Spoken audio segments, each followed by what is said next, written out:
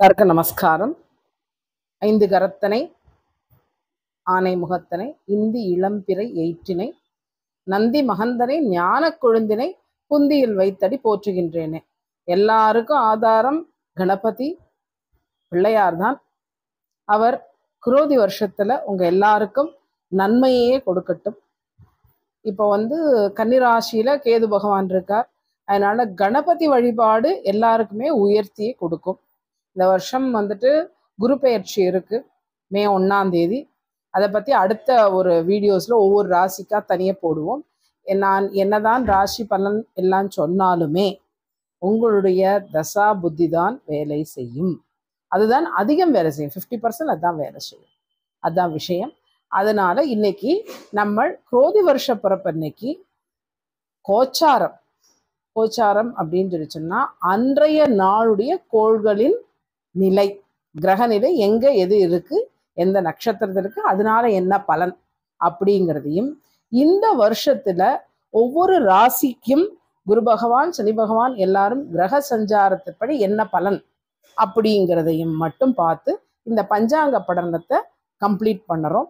இந்த பஞ்சாங்க படனம் படிக்கிறது ரொம்ப நல்லது, கேட்கறது அதை விட விசேஷம். எல்லாருக்கும் படிக்க தெரியாதவாளா இருந்ததுன்னா இதை வீடியோ போட்டு கேட்டுக்கலாம்.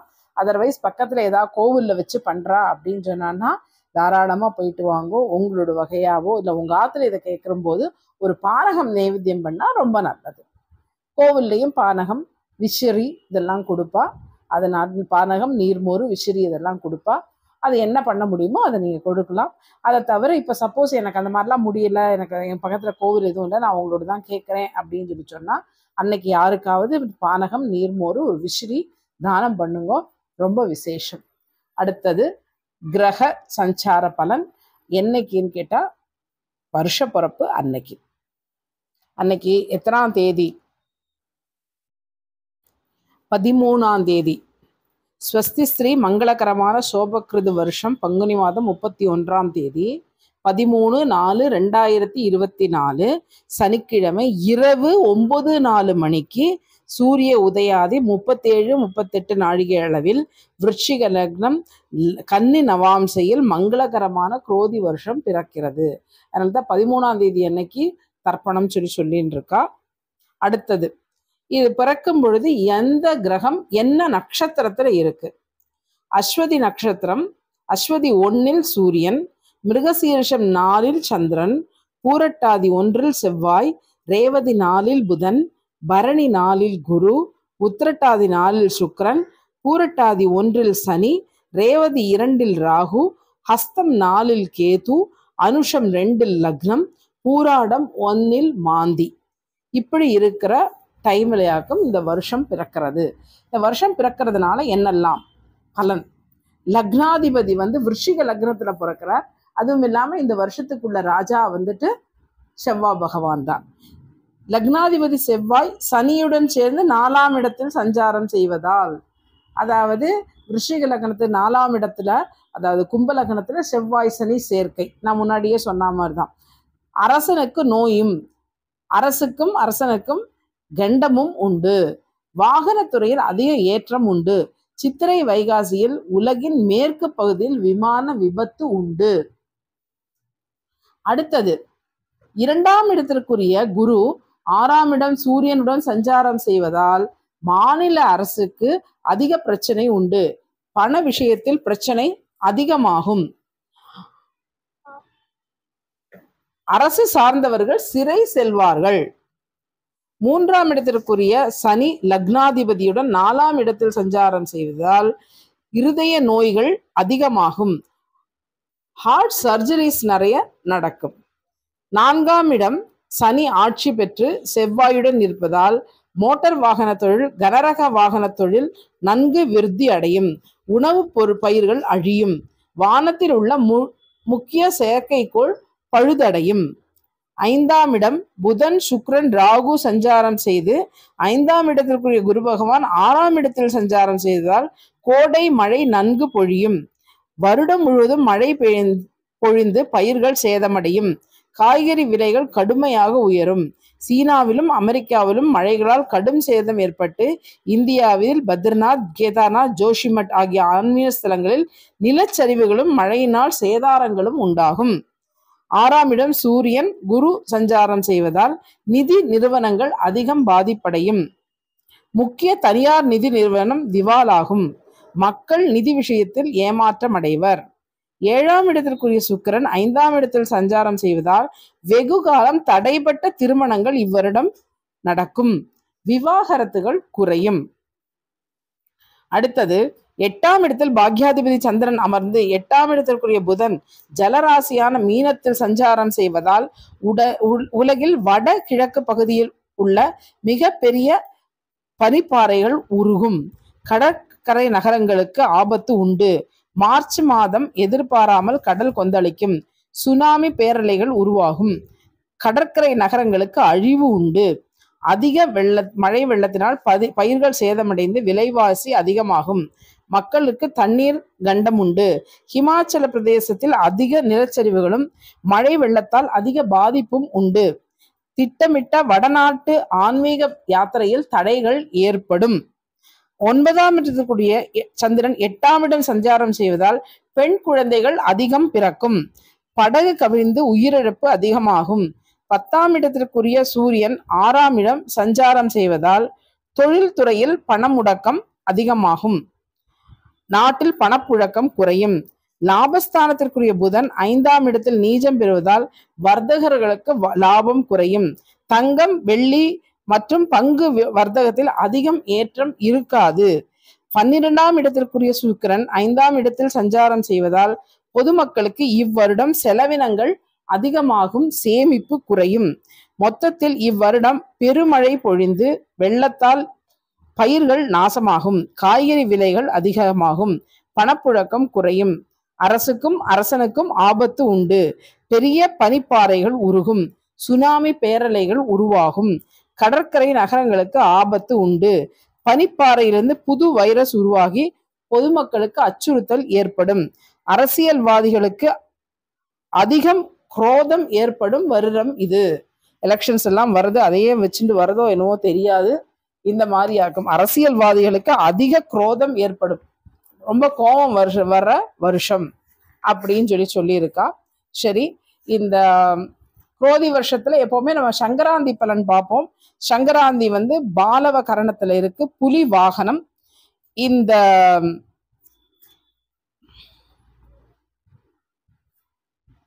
ஸ்வஸ்திஸ்ரீ மங்களகரமான குரோதி வருஷம் தை மாதம் 1ஆம் தேதி 14/1/2025 செவ்வாய்க்கிழமை கிருஷ்ணபட்ச பிரதமை திதியில் புனர்பூசம் விஷ்கம்பம் நாமயோகம் பாலவ கரணத்தில் சித்தயோகம் கூடிய சுபதினத்தில் காலை 8:55 மணிக்கு சூரிய உதயாதி 5:42 நாழியளவில் கும்ப லக்னம் விருச்சிக நவாம்சையில் சங்கராந்தி பகவான் தனுசு ராசியிலிருந்து மகர ராசிக்குள் பிரவேசனம் செய்கிறார். அதுக்கு அடுத்தது இப்ப நம்ம இந்த வருஷத்துக்குள்ள பலன்கள், கிரக சஞ்சார பலன்கள், ஒவ்வொரு ராசிக்கும் அந்த சஞ்சார பலன் எப்படி இருக்கும் அப்படின்னு சொல்லிட்டு நம்ம பார்க்கிறோம். இதுல முதல்ல வர்றது மேஷராசி. மேஷராசி அஸ்வதி, பரணி, கார்த்திகை 1ஆம் பாதம். இதுவரை ஜென்ம ராசியில் இருந்த குரு பகவான் மே 1ஆம் தேதி முதல் உங்கள் ராசிக்கு 2ஆம் இடத்தில் சஞ்சாரம் செய்கிறார். வருட ஆரம்பம் முதல் லாபஸ்தானத்தில் இருந்த சனி பகவான் மார்ச் 29 முதல் உங்கள் ராசிக்கு விரயஸ்தானத்தில் வருகிறார். இதன் மூலம் உங்களுக்கு 7.5 சனி ஆரம்பமாகிறது. வருடம் முழுவதும் ராகு பகவான் உங்கள் ராசிக்கு விரயஸ்தானத்திலும் கேது பகவான் 6ஆம் இடத்திலும் சஞ்சாரம் செய்கிறார்கள். திருமணம் ஆகாதவர்களுக்கு இவ்வருடம் கண்டிப்பாக திருமணம் நடந்தேறும். வீடு, மனை, புது வாகனம், தங்கம், வெள்ளி, நகைகள் வாங்கும் யோகம் உண்டு. தொழிலில் விருத்தியும் நல்ல லாபமும் உண்டு. உத்தியோகஸ்தர்களுக்கு பதவி உயர்வு உண்டு. பழைய பாக்கிகள் வசூலாகும். எதிரிகளை வெல்லும் ஆற்றல் உண்டு. இன்டர்வியூவில் வெற்றி கிடைத்து நல்ல வேலை அமையும். வெளிநாடு செல்ல விரும்புபவர்களுக்கு சித்திரை வைகாசியில் வெளிநாடு செல்லும் யோகம் உண்டு. பங்குனி மாதம் எதிர்பாராத வீண் செலவுகளும் தொழில் பின்னடைவும் ஏற்படும். பங்குனி மாதம் குலதெய்வத்திற்கு சிறப்பு பூஜைகள் செய்து உங்கள் சக்திக்கு தகுந்தபடி செய்யலாம். இவ பண்ண வேண்டிய விஷயம் என்ன அப்படின்னா, செவ்வாய்க்கிழமை அன்னைக்கு முருகனுக்கு விளக்கேத்துறது. நெய் விளக்கு ஏற்றிட்டு வரலாம். 2 விளக்கு ஏத்தினா போதும். அவங்க ஆத்துலயே ஏத்திக்கலாம். கோவிலுக்கு போனோம், அங்க போயிட்டு ஒரு இடத்துல இது பண்ணி அதோடைய என்வாயர்மெண்ட்டை இது பண்ண வேண்டாம். நம்ம ஆத்துலயே நம்ம மண் விளக்குல ஏத்திக்கலாம். இந்த வருஷம் இவாளுக்கு 80% நல்ல பலன்கள் வரும்னு சொல்லியிருக்கோம். அவாவா தசாபுத்தியை பொறுத்து அந்த பலன்களுடைய பர்சன்டேஜ் மாறும். அடுத்தது ரிஷபம். கிருத்திகை 2, 3, 4 பாதங்கள், ரோகிணி, மிருகசீரிஷம் 1, 2.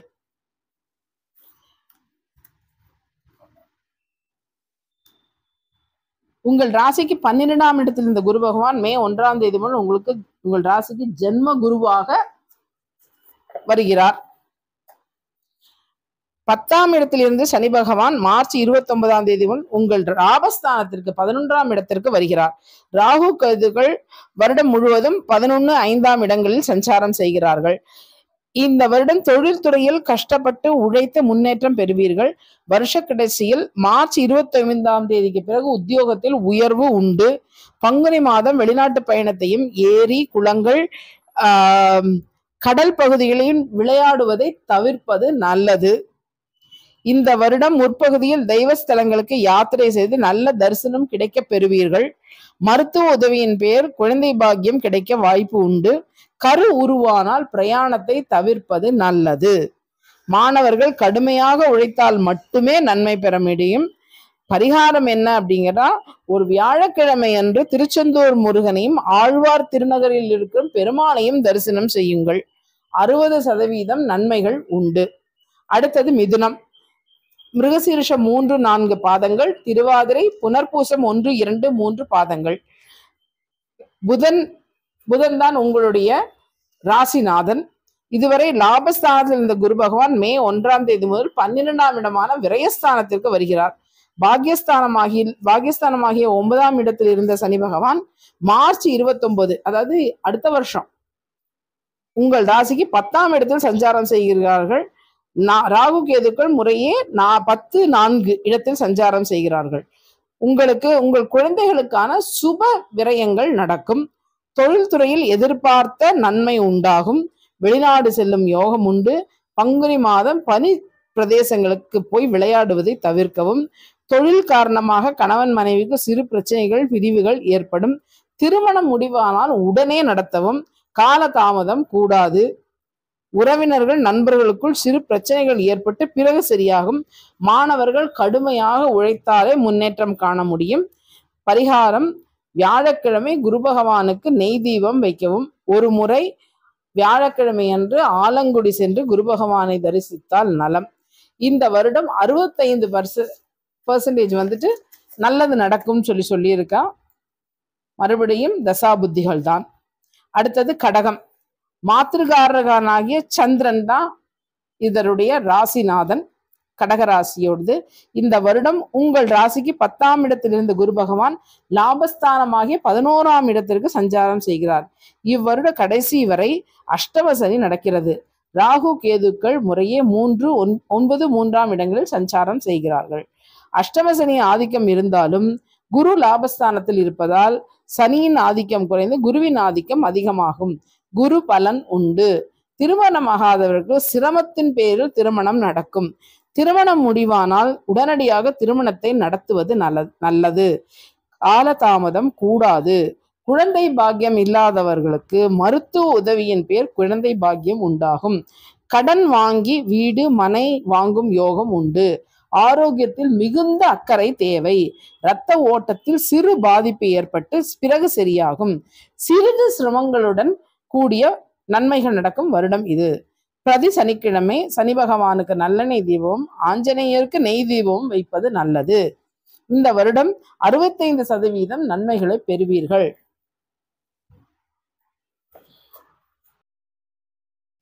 அடுத்தது சிம்ம ராசி. மகம், பூரம், உத்திரம் 1ஆம் பாதம். பித்ருக்காரனாகிய சூரியன் தான் ராசிநாதன். இதுவரை 9ஆம் இடத்தில் இருந்த குரு பகவான் மே 1ஆம் தேதி முதல் ஜீவஸ்தானமாகிய 10ஆம் இடத்திற்கு வருகிறார். இவ்வருடம் கடைசியில் மார்ச் 29ஆம் தேதி முதல் அஷ்டம சனி ஆரம்பமாகிறது. வருடம் முழுவதும் ராகு கேதுக்கள் 8, 2ஆம் இடங்களில் சஞ்சாரம் செய்கிறார்கள். மிகவும் எச்சரிக்கையாக இருக்க வேண்டிய வருடம். உடல் ரீதியாகவும் மன ரீதியாகவும் பிரச்சனைகள் ஏற்படும். வியாபாரத்தில் கணக்கு வழக்கங்களை சரியாக பார்த்து கொள்ளவும். குடும்பத்தில் மருத்துவ செலவுகள் உண்டாகும். தொழில்துறையில் கடன் வாங்குவதையும் கொடுப்பதையும் குறைத்து கொள்ளவும். அதிகமாக கடன் வாங்கி தொழில் விரிவு செய்ய வேண்டாம். உத்தியோகஸ்தர்களுக்கு இடமாற்றம் ஏற்படும். வேறு வேலை கிடைக்கும் வரை இருக்கின்ற வேலையை விட வேண்டாம். ஆபத்தான பகுதிகளுக்கு பிரயாணம் செய்வதை தவிர்க்கவும்.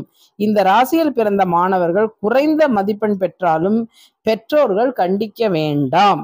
மார்ச் மாதம் பங்குனி மாதம் வரை எல்லா செயல்களிலும் எச்சரிக்கை தேவை. பிரதி வியாழக்கிழமை குரு பகவானுக்கு நெய் தீபம் வைக்கவும். மாசி மாதம் உங்கள் நட்சத்திரத்தில் ஆயுஷ ஹோமம் செய்யவும். 50% நன்மைகள் பெறுவீர்கள். கன்னி ராசி உத்திரம் 2, 3, 4 பாதங்கள், ஹஸ்தம் சித்திரை 1, 2 பாதங்கள். இந்த ராசிக்கு அதிபதி புதன், புத்திக்கு அதிபதி புதன். இந்த வருடம் மே 1ஆம் தேதி முதல் அஷ்டமத்தில் இருந்த குரு பகவான் உங்கள் ராசிக்கு 9ஆம் இடத்திற்கு வருகிறார். மார்ச் 29ஆம் தேதி முதல் சனி பகவான் உங்கள் ராசிக்கு 7ஆம் இடத்திற்கு வருகிறார். ராகு கேதுக்கள் முறையே 7, 1ஆம் இடம் சஞ்சாரம் செய்கிறார்கள். திருமணம் ஆகாதவர்களுக்கு இந்த வருடம் கண்டிப்பாக திருமணம் நடைபெறும். வீடு மனை வாங்கும் யோகம்.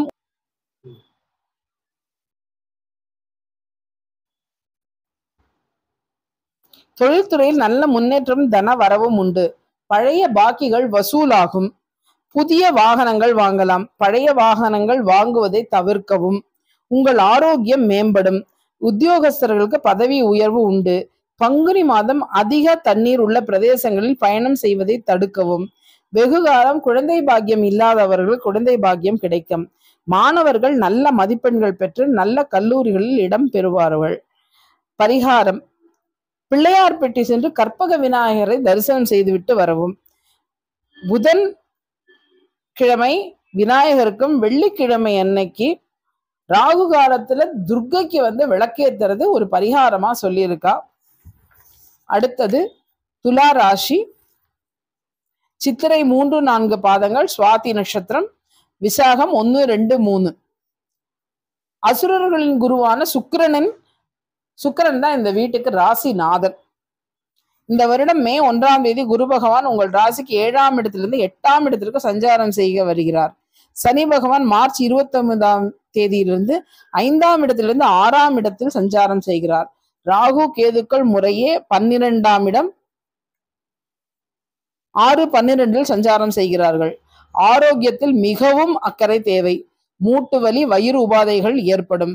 மாணவர்கள் மிகவும் கருத்துடன் படித்தால் மட்டுமே நல்ல மதிப்பெண்கள் பெற முடியும்.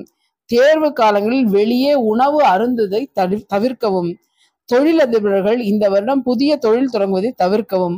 உத்தியோகஸ்தர்களுக்கு இடமாற்றம் உண்டு. வேறு வேலை கிடைக்கும் வரை இந்த வேலையை விட வேண்டாம். கடன் வாங்கி மற்றவர்களுக்கு கொடுக்க வேண்டாம். கர்ப்பிணி பெண்கள் பிரயாணம் செய்வதை தவிர்க்கவும். பரிகாரம் என்ன சொல்லியிருக்கார் அப்படின்னு கேட்டா, மாசி மாதம் உங்கள் நட்சத்திரத்திற்கு ஆயுஷ, மிருத்யுஞ்சயம், தன்வந்திரி ஹோமம் செய்யவும். வியாழக்கிழமை திருச்செந்தூர் முருகனுக்கு பன்னீர் அல்லது பால் அபிஷேகம் செய்யவும். எல்லா வியாழக்கிழமையும் குரு பகவானுக்கு நெய் விளக்கு வைக்கவும். 55% நன்மைகளை பெறுவீர்கள். அடுத்தது விருச்சிக ராசி. இதனுடைய ராசிநாதன் செவ்வாய். அவர்தான் இந்த வருஷத்துக்கு ராஜாவும். இந்த வருடம் 1ஆம் தேதி முதல் குரு பகவான் உங்கள் ராசிக்கு 6ஆம் இடத்திலிருந்து 7ஆம் இடத்திற்கு சஞ்சாரம் செய்கிறார். சனி பகவான் இந்த வருட கடைசியில் 4ஆம் இடத்திலிருந்து 5ஆம் இடத்திற்கு செல்கிறார். அப்ப அர்த்தாஷ்டம சனி முடியும் மார்ச் 29, 2025. இந்த வருடம் திருமணம் ஆகாதவர்களுக்கு திருமணம் நடைபெறும். பூர்வ புண்ணிய சொத்துக்களில் சில பிரச்சனைகள் அமையும். நண்பர்கள் உறவினர்களுக்குள் சிறு பிரச்சனைகள் ஏற்பட்டு பிறகு சரியாகும். தாயின் ஆரோக்கியத்தில் அக்கறை தேவை. மாணவர்கள் கடுமையாக உழைத்து நல்ல மதிப்பெண்கள் பெறுவார்கள். குழந்தைகள் ஆரோக்கியம் மேம்படும். தொழில்துறையில் இருப்பவர்கள் வேலை பளுவுடன் கூடிய முன்னேற்றம் உண்டு. உத்தியோகஸ்தர்களுக்கு தொழில் முன்னேற்றத்துடன் கூடிய இடமாற்றம் உண்டு. பண முடக்கங்கள் தீரும். தாராள பணப்புழக்கம் உண்டாகும். பங்குனி மாதம் உங்கள் குழந்தைகளை தண்ணீரில் விளையாட அனுமதிக்க வேண்டாம். எல்லா சனிக்கிழமையும் சனி பகவானுக்கு நல்லெண்ணெய் தீபமும் ஆஞ்சநேயருக்கு நெய் தீபமும் ஏற்றி வழிபடுங்கள். ஜென்ம நட்சத்திரத்தில் ஆஞ்சநேயருக்கு அபிஷேகம் செய்யவும். அடுத்தது தனுஷ் ராசி. புத்திரகாரகனான குருதான் இந்த ராசியுடைய ராசிநாதன். அவர் மே 1ஆம் தேதி முதல் உங்கள் ராசிக்கு 5ஆம் இடத்திலிருந்து 6ஆம் இடம் செல்கிறார். சனி பகவான் 3ஆம் இடத்திலிருந்து 4ஆம் இடம் செல்கிறார். ராகு கேதுக்கள் 4, 10 இடங்களில் சஞ்சாரம் செய்கின்றன. கடன் வாங்கி மனை வாங்கும் யோகம் உண்டு. தொழில் துறையில் போட்டி அதிகம். அஜீரண கோளாறு ஏற்படும். பங்குனி மாதம் தாயின் ஆரோக்கியத்தில் எச்சரிக்கை தேவை. மாணவர்கள் மிகுந்த கருத்துடன் படித்தால் மட்டுமே நல்ல மதிப்பெண்கள் பெற முடியும். இந்த வருடம் கடன் கொடுத்து வியாபாரம் செய்தால் பணம் திரும்ப பெறுவதில் கால தாமதம் உண்டு. உத்தியோகஸ்தருக்கு இடமாற்றம் உண்டாகும். தொழில் செய்யும் இடம் அல்லது குடியிருக்கும் வீடு மாற வேண்டி வரும். தொழில் விருத்தி செய்ய கடன் வாங்குவதை தவிர்க்கவும். குழந்தைகளின் ஆரோக்கியத்தில் அக்கறை தேவை. தொழில் துறையில் வேலைபளு அலைச்சலும் அதிகமானாலும் தொழில் வளர்ச்சி நன்றாகவே இருக்கும். வியாழக்கிழமை அன்று குரு பகவானுக்கு நெய் விளக்கு ஏற்றவும். இந்த வருடம் 60% நன்மைகளை பெறுவீர்கள். அடுத்தது மகர ராசி. ஆயுள்காரகனாகிய சனி ராசிநாதன். இவ்வருடம் மே 1ஆம் தேதி முதல் குரு பகவான் உங்கள் ராசிக்கு 5ஆம் இடத்தில் சஞ்சாரம் செய்கிறார்கள். இதனால் ராசி குரு பலன் பெறுகிறது. மார்ச் 29ஆம் தேதி முதல் சனி பகவான் 2ஆம் இடத்திலிருந்து 3ஆம் இடத்திற்கு செல்கிறார். இதனால் 7.5 சனி முடிவடைகிறது. ராகு கேதுக்கள் 3, 9ஆம் இடங்களில் சஞ்சாரம் செய்கிறார்கள். இவ்வருடம் வீடு, மனை, தங்கம், வெள்ளி ஆபரணங்கள், புதிய வாகனம் வாங்கும் யோகம் உண்டு. திருமணம் ஆகாதவர்களுக்கு விரைவில் திருமண பாக்கியம் உண்டு. உடல் நலம் பெறுவீர்கள். பங்குனி மாசத்தில் மட்டும் ஆரோக்கியத்தில் அக்கறை தேவை. முக்கியமாக தண்ணீர் இருக்கும் இடத்துக்கு செல்லும் பொழுது மிகுந்த எச்சரிக்கை தேவை. வெகு காலமாக குழந்தை பாக்கியம் இல்லாதவர்கள் குழந்தை பாக்கியம் கிடைக்கும். தெய்வ ஸ்தலங்களுக்கும் யாத்திரை செய்து பலன்களை பெறுவீர்கள். பூர்வ புண்ணிய சொத்துகள் கிடைக்கும். மாணவர்கள் நன்கு படித்து நல்ல மதிப்பெண்களை பெறுவார்கள். இந்த மகர ராசிக்குள்ள பரிகாரம் என்னன்னு கேட்டா, சனிக்கிழமை அன்னைக்கு நல்லெண்ணெய் தீபமும் ஆஞ்சநேயருக்கு நெய் தீபமும் ஏற்றி வரணும். அடுத்தது கும்பம். தொழில்காரகன். இவரை பார்த்தோம்னா சனி பகவானை பார்த்தா அவருக்கு 2 இது உண்டு. ஒண்ணு ஆயுள்காரகன், ஒண்ணு தொழில்காரகன், கர்மகாரகன். அப்போ அவர் தான் இந்த ராசிக்கு அதிபதி. 1ஆம் தேதி முதல் மே மாதம் 1ஆம் தேதி முதல் குரு பகவான் உங்கள் ராசிக்கு 3ஆம் இடத்திலிருந்து 4ஆம் இடம் சஞ்சாரம் செய்கின்றார். சனி பகவான் மார்ச் 29 முதல் உங்கள் ராசியிலிருந்து 2ஆம் இடம் செல்கிறார். ராகு கேதுக்கள் 2, 8ஆம் இடங்களில் சஞ்சாரம் செய்கிறார்கள். இதனால் தொழில்துறையில் வேலை பளு அதிகரிக்கும். தைரியமாக காரியங்களை செய்து முடிப்பீர்கள். நண்பர்கள் உறவினர்களால் நன்மை பெறுவீர்கள். தாய் தந்தையின் ஆரோக்கியம் மேம்படும். கூட்டு குடும்பத்தில் இருப்பவர்கள் தனி குடும்பம் செல்ல வேண்டி வரும். தொழில்துறையில் வளர்ச்சி இருக்கும். ஆனால் எதிர்பார்த்த லாபம் இருக்காது. குழந்தைகள் படிப்புக்காக செலவினங்கள் அதிகமாகும். குடும்ப உறுப்பினர்கள் பேசும்போது கோபத்தை தவிர்க்கவும். சகோதர வழிகளில் நன்மை உண்டு. மாணவர்கள் கஷ்டப்பட்டு படித்து ஓரளவு மதிப்பெண்கள் பெறுவார்கள். வருட கடைசியில் தொழில் நிமித்தமாக வெளிநாடு செல்லும் யோகம் உண்டு. பரிகாரமா சொல்றது, சனிக்கிழமை அன்னைக்கு நல்லெண்ணெய் தீபமும் ஆஞ்சநேயருக்கு, குரு பகவானுக்கு நெய் தீபம் ஏற்றி வர நல்லது. அடுத்தது கடைசி ராசியான மீன ராசி. தேவகுருவான பிரகஸ்பதி குருதான் அந்த வீட்டுக்கு அதிபதி. இந்த வருடம் மே 1ஆம் தேதி உங்கள் ராசியின் 2ஆம் இடத்திலிருந்து 3ஆம் இடம் செல்கிறார். சனி பகவான் மார்ச் 29 12ஆம் இடத்திலிருந்து வருகிறார். ராகு கேதுக்கள் முறையே 1, 7ஆம் இடங்களில் சஞ்சாரம் செய்கிறார்கள். அதாவது சனி பெயர்ச்சியில இவளுக்கு ஜென்ம சனி ஆரம்பிக்கிறது. இதன் மூலம் இந்த வருடத்தில் சுப செலவுகள் அதிகமாகும். உத்தியோகஸ்தர்களுக்கு இடமாற்றம் ஏற்படும். தொழில் செய்பவர்கள் மிகவும் எச்சரிக்கையாக தொழில் செய்ய வேண்டும். பணம் கொடுக்கால் வாங்கலில் தாமதம் ஏற்படும். மாணவர்களுக்கு மறதி ஏற்படும். தெய்வஸ்தலங்களுக்கு யாத்திரை செய்து நல்ல தரிசனம் கிடைக்க பெறுவீர்கள். கடன் வாங்கி வீடு மனை வாங்கும் யோகம் உண்டு. செலவினங்களுக்கு ஏற்ற வருமானம் கிடைக்கும். தொழில் அலைச்சல் காரணமாக தூக்கம் குறையும். பங்குனி மாதம் அதிக தண்ணீர் இருக்கும் இடத்திற்கு பிரயாணம் செய்யாமல் இருப்பது நல்லது.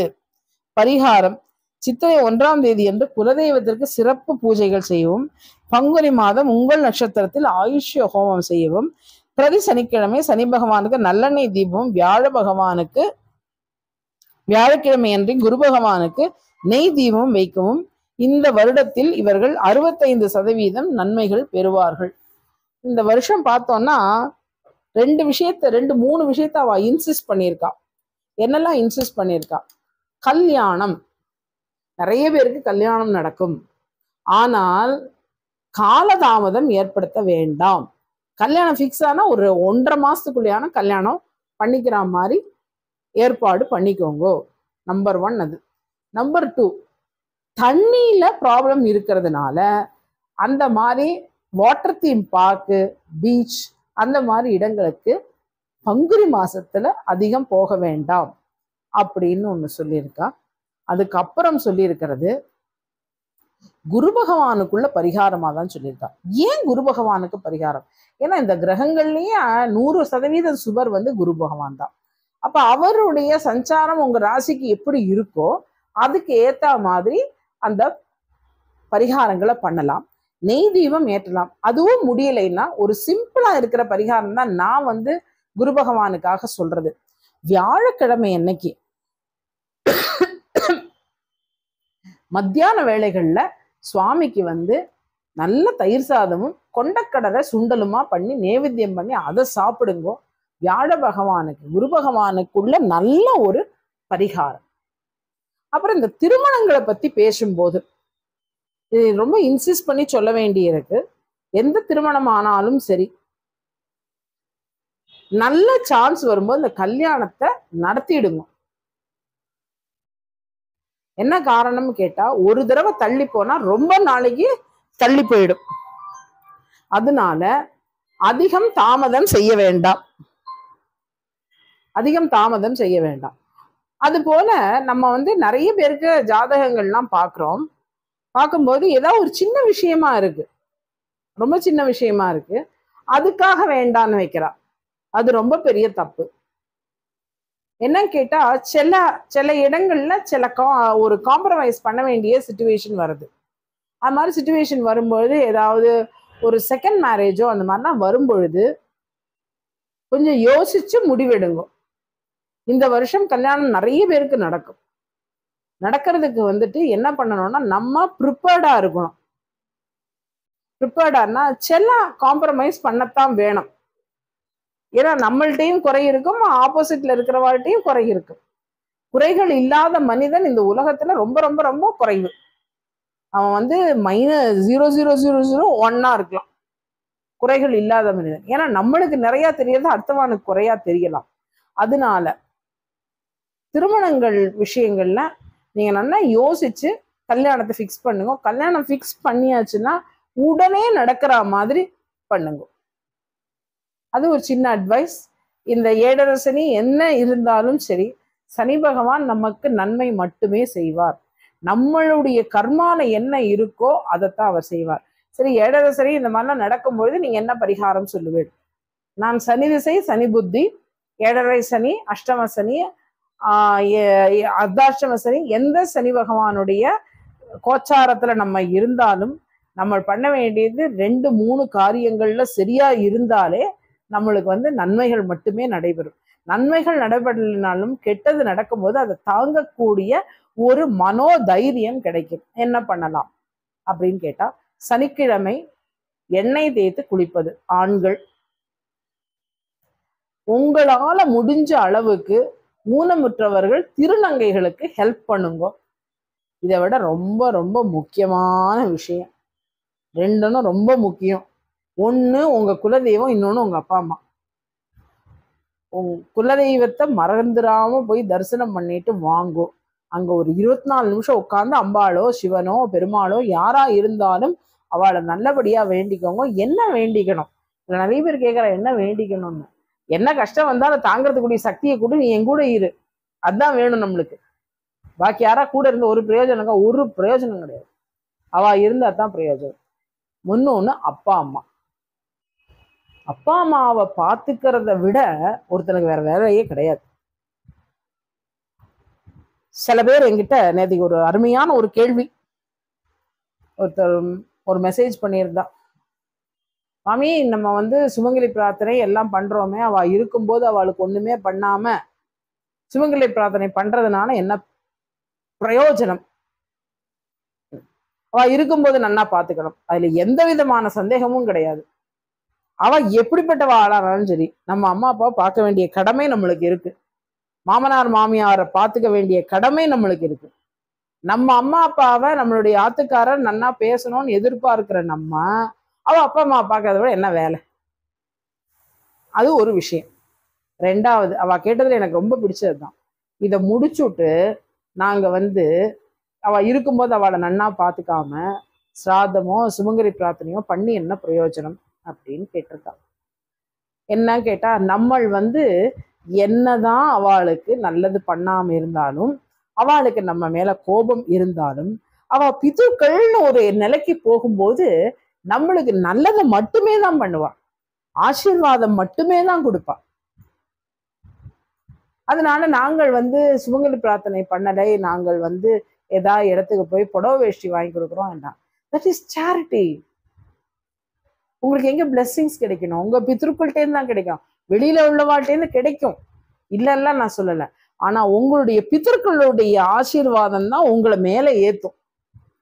நீங்க யாருக்கு வேணும், 100 பேருக்கு 1000 பேருக்கு வேணாலும் புடவை வச்சு கொடுங்க. ஆனா உங்காத்துல ஒரு சுமங்கலி போயிட்டு அவளுக்கு சுமங்கலி பிரார்த்தனை. ஏன் சுமங்கலி பிரார்த்தனை அப்படின்னு கேட்டா, அதையெல்லாம் ஒரு வழக்கம் வச்சுட்டு இருக்கும். சில வழக்கங்களை நம்மளால மாற்ற முடியாது, அதான் அதுல உள்ள விஷயம்.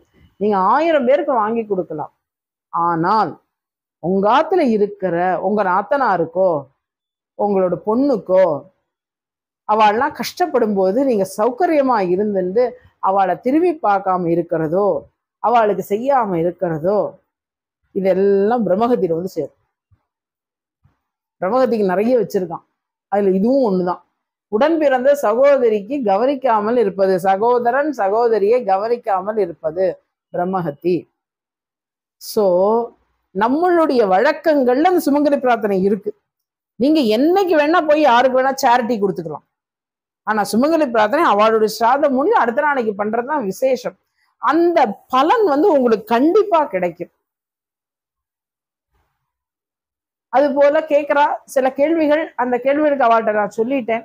நான் இது யூடியூப்ல எல்லாம் சொல்ல முடியாது, யாரு உட்காரனா உட்காரப்படாது சுமங்கலி பிரார்த்தனைக்கு, இதெல்லாம் யாரு சமைக்கலாம், இதெல்லாம் என்னை பர்சனலா கேட்டுக்கோங்கன்னு சொல்லியாச்சு. மறுபடியும் அதையே தான் சொல்றேன். ஏதாவது சந்தேகம் இருந்தா தைரியமா என்னை கூப்பிட்டு கேட்டுக்கலாம். மத்தியானம் 2 மணிக்கு மேல 17ஆம் தேதி வரைக்கும் மட்டுமே என்னால ஒரு 18ஆம் தேதியிலேருந்து மத்தியானமும் பதில் சொல்ல முடியும், மத்தியானம் 2 மணிலேருந்து சொல்ல முடியும். அது மட்டும் எனக்கு ஒரு ட்ரீட்மெண்ட் போறதுனால நான் மத்தியானத்தில் அவைலபிள் இல்லை.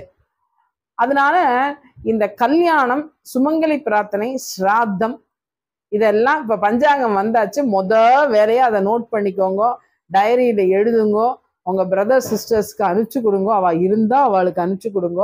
அட்லீஸ்ட் எழுதி வச்சுட்டு உங்க வாத்தியார்கிட்ட ஞாபகப்படுத்தி ஸ்ராத்தத்தை கரெக்டா பண்ணுங்க. ஸ்ராத்தமும் உங்களுடைய நித்திய அனுஷ்டானமான சந்தியாவந்தனமும் காயத்ரியும் இருந்தாலே பிராமணனுக்கு வேற ஒண்ணுமே வேண்டாம். 3 விஷயம்தான் அவன் பண்ண போற அவனோட நித்திய அனுஷ்டானங்கள். அதாவது காயத்ரி பண்றது, சந்தியாவந்தனம் மாத்தியானியம் எல்லாத்தையும் கரெக்டா பண்றது. 2வது அவனுடைய குல தெய்வத்தை தரிசனம் பண்ணி பிரார்த்தனை பண்ணிட்டு வர்றது. 3வது அப்பா அம்மாவுக்கு பண்ண வேண்டிய கடமைகள் இருக்கும் பொழுதும் இல்லாத பொழுதும் பண்ண வேண்டிய கடமைகளை கரெக்டா பண்ணிட்டு அவன் வேற எதுவுமே பண்ண வேண்டிய அவசியம் இல்லை. எல்லாருக்கும் நல்ல ஒரு விஷு 14ஆம் தேதி பிறக்கட்டும் என்று அம்பாளை வேண்டிண்டு இந்த இதை முடிச்சுக்கிறேன். நன்றி, வணக்கம்.